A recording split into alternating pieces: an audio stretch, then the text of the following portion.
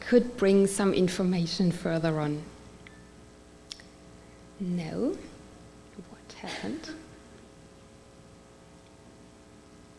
New media technology. The longest building of the city of Karlsruhe houses a unique cultural institution, the ZKM Center for Art and Media. With its museums and research institutes, the ZKM presents itself as a place of ideas, a place which animates visitors to participate and to critically examine these new ideas. The focus of the ZKM's Media Museum lies in the interaction between the visitor and the artwork. It is only in the actions and reactions of the visitor that the works of art evolve. By pressing buttons, by movements, and by triggering audiovisual events, the visitor becomes an essential part of the installations. The northern wing of the ZKM houses the Museum of Contemporary Art. With over 7,000 square meters, the museum presents contemporary artworks from private collections. Seminal works by European and American artists open up a multifaceted spectrum of different artistic positions. The special exhibitions of the ZKM attract widespread attention. One example is the exhibition Light Art from Artificial Lights, which fascinated a huge number of visitors. The ZKM's international audience was equally captivated by the exhibition's surroundings surrounded. The show presented spectacular works by Icelandic artist Ólafur Eliasson, including an ice rink and a waterfall. The topics of the special exhibitions are mediated to the various target audiences by the Department of Museum Communications. The department offers guided tours and workshops for adults, young people, and children. The ZKM's Media Library provides room for reflective studies. Visitors can take their time to watch videos from the archives, enjoy electroacoustic music, or browse the comprehensive library.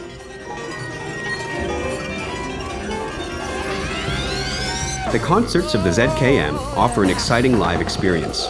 Audiences can experience new productions by musicians and performance artists in the media theater. Moreover, philosophers, art historians, mathematicians, and architects from all over the world are invited to Karlsruhe to present the results of their research. The artwork from the world, relatively unmediated. The creativity of the ZKM can be seen in the work of its 4 research institutes. The largest institutes are the Institute for Music and Acoustics and the Institute for Visual Media. Loudspeakers and computers have added a new dimension to the spectrum of traditional music. The Institute for Music and Acoustics makes sounds audible that have never been heard, thus offering new ways of perception. The spectrum of production of the Institute for Visual Media ranges from multimedia productions to 3D visualization and interactive environments. A special focus can be seen in the field of 360-degree panoramic video. Here, the Institute has developed a special panorama camera as well as a playback and projection environment. Further information on our exhibitions, events, and projects can be found on the web at www.zkm.de.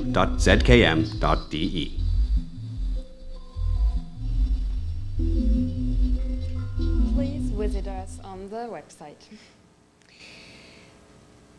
So, I think the movie can show you more about ZKM as I can report you, mutually.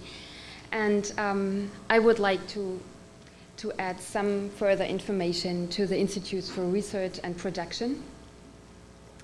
And currently there are 3 institutes of that kind in ZKM.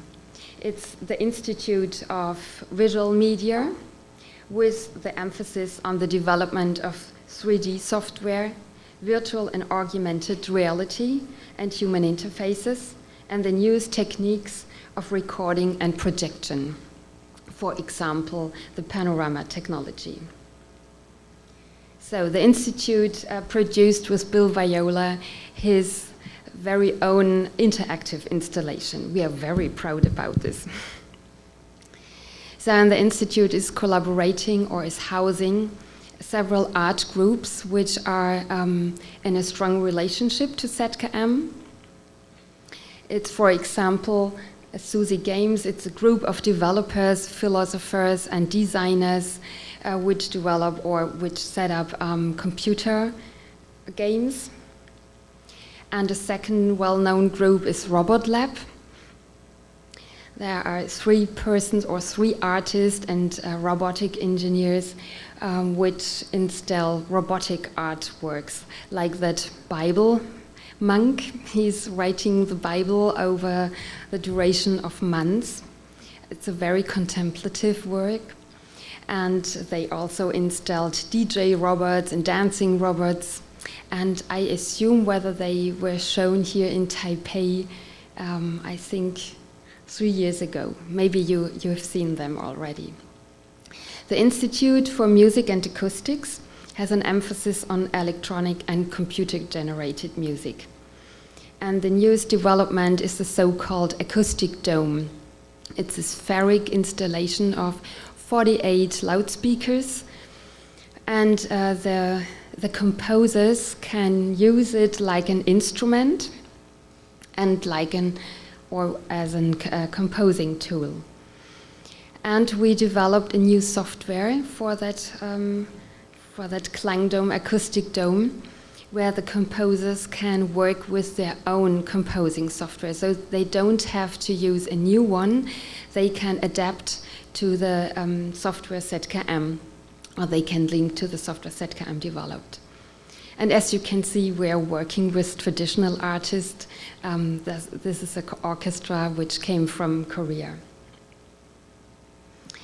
Currently, a department of archive and scientific documentation is established, where all collections and archives, as well as the laboratory for antiquated video system, with its emphasis on preservation and restoration of old video formats, will be merged. The new department will also include the so-called Mediathek. And the Mediathek consists of a public library and large collections of video art, digital art, and electronic music, which are here made available to the public. The publication program mainly looks after publication of the major exhibitions, which are less exhibition catalogues than encyclopedic publications and standard works on the themes of the exhibitions, and mostly published with MIT Press, like Iconoclash, like Future Cinema, or Controlled Space. Like the publication concerning Olafur Eliasson monographic exhibition, Making Things Public, Buffalo Head, as you can see here, and some other publications. In addition, there are, of course, further departments in ZKM, like the Museum and Exhibition Technical Service, that's a very important department, or the facility management of the building, the museum's communication, and the event department. The University of Arts and Design, which is closely connected with ZKM, and the Karlsruhe City Gallery are located in the same large building. We've seen it on the slide. Well-known philosophers and art historians, such as Peter Sloterdijk, Hans Belting, Boris Greuß, and Beate Wyss, and of course Peter Weibel, are working here.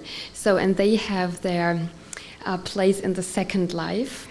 It was created by a guest artist in ZKM, and you can see in front Mr. Weibel, and on the left, Boris Greuß, which changed to New York. And in the background, the man with a very bright hairs, that's Peter Sloterdijk, a known philosopher. And I think on the right side, that's Wolfgang Riem. He is a very known composer, and he's located in Karlsruhe too. And that's a group of close friends. So every project, every publication ZKM produces or Peter Sloterdijk on the University of Arts and Design is discussed within these groups of friendly philosophers. That's not so usual, I think. Normally persons or personalities like that, they have their struggles. And I enjoyed very much that we have this very intellectual surrounding in Karlsruhe. So, now I will give some informations to the history of ZKM. What's the reason why an institution like that was founded in a city like that? The idea of a center for electronic art and culture was already being considered in Karlsruhe in the mid-80s. The vision was to create a Bauhaus of the electronic age, a digital Bauhaus. In retrospect, that seems quite visionary and ambitious for more than 30 years ago, or approximately 30 years, when the first ideas of ZKM arose. Personal computers and cell phones for everyone, virtual reality, multimedia, and the internet were still not widely known. They were much less present in everyday life, nor were they particularly interested as objects of venture capital and start-up for business. That was long before the age of Microsoft and the current Apple hype. And it's a very interesting phenomenon that the politicians in a middle-sized city like Karlsruhe were brave enough to set up such an international institution. And the former Lord Mayor, he reported me that he didn't understand what ZKM could be in the 80s, but that he had the feeling that must be something very, very important for the future. I think today it would be completely impossible to create something like ZKM.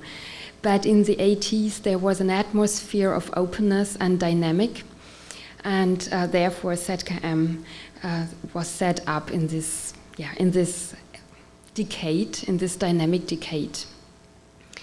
And it was important for ZKM because the university has that strong emphasis on information technologies, and there are many, many startups coming from that university to develop IT business.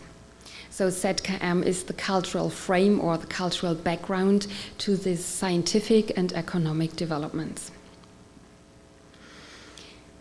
But the combination of art and technology innovations has its roots in the 1920s and 1960s of the last century. The model for the ZKM was the often quoted dictum of Bauhaus founder Walter Gropius about the unity of art and technology, a unity which he looked upon as fundamental for the cultural developments that would shape the future.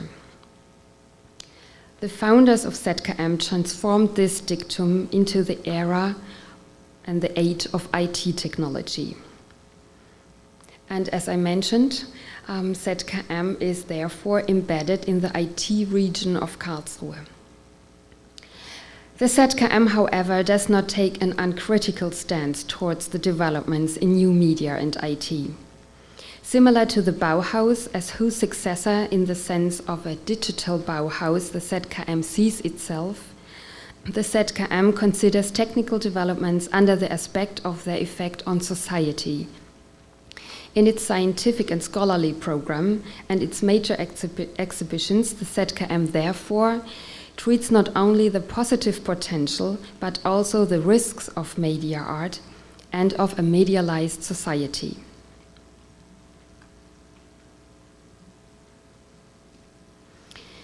Presently, one of the special interests of ZKM is directed to the so-called emancipated user. The internet has created the basis for him. With the aid of weblogs, permanent online communication due to the smartphones, video journalism, podcasting, internet TV, and the limitless and nearly free of charge communication that goes along with these, people can articulate their own concerns independently of the traditional institutions like museums or publishing houses or radio and TV stations. Every user becomes his own potential radio, film, and TV producer. He becomes his own publisher and so establishes the new lifestyle of the creative user, which is very important for the creative industry. The cultural institutions are confronted with a fundamental change of attitude of visitor and recipients. The former passive consumer becomes an active part of the interactive art as well as of the performative museum. The ZKM as a museum, however, is still faced with another fundamental change: the conservation of digital images and sounds, whether produced by artists or users. Now the visitor as performer has developed to an emancipated user. He now can deliver his own content to the museum via the internet, and he communicates directly with the artists. The museum itself can send their collection and programs via the internet to the interested users. The Tate and the MoMA in New York, they are leading models of this strategy to open their collections over internet to a worldwide audience.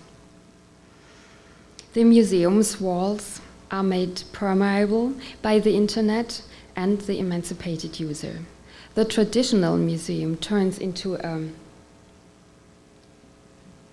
performative museum, into a perforated museum, and is confronted with the presentation and preservation of a new kind of artistic and user-generated production. So it becomes a worldwide museum, open and accessible in any time and by anyone. Paintings and prints on paper have a rather durable and sustainable analog storage medium. Photo, film, and video stored chemically or magnetically. But they are still analog media, even if their storage techniques become more ephemeral as stone and wood is. Digital media are comparatively very unstable media, but they are a universal storage medium. They have the advantage that all media can be digitized and stored digitally. So we can observe a continuing migration from data from one media to the next, from painting to photography, from film to video, from DVD to hard disk, from internet to clouds.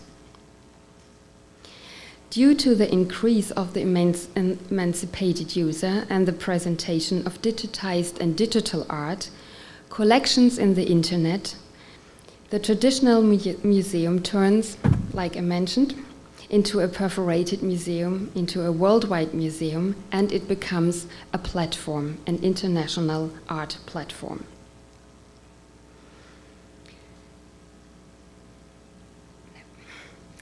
Now I would like to list a number of considerations on the traditional functions of the museum and of the changes to this function in the age of new media. To this end, I must first of all cast a glance way back into the very, very old history. Don't be shocked. Back to the pharaohs and to the Noah's Ark.